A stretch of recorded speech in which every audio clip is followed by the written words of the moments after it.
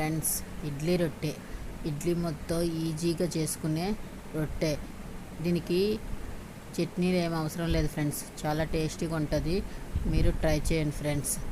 ముందుగా పాన్ పెట్టి gas SIM చేసి ఆయిల్ వేసుకోవాలి. ఆయిల్ బాగా హీట్ అయిన తర్వాత ఇంగువ వేయాలి.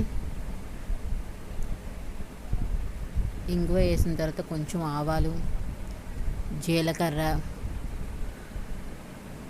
వేసి కొంచెం చిటపటలాడిన తర్వాత ఈ విధంగా చిటపటలాడిన తర్వాత ఎండుమిర్చి, పచ్చిమిర్చి, కరివేపాకు, అల్లం తురుగు వేసి వేయించుకోవాలి.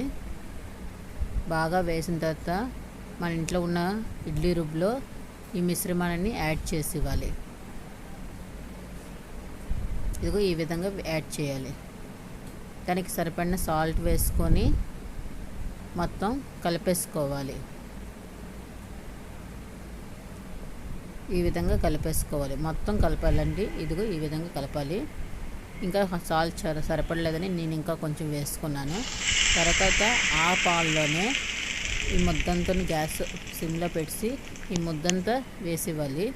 వేసిన తర్వాత దానికి సరిపడిన ప్లేటు మూత పెట్టేసుకోవాలి. సిమ్లో పెట్టాలండి, పూర్తిగా సిమ్లో పెట్టాలి.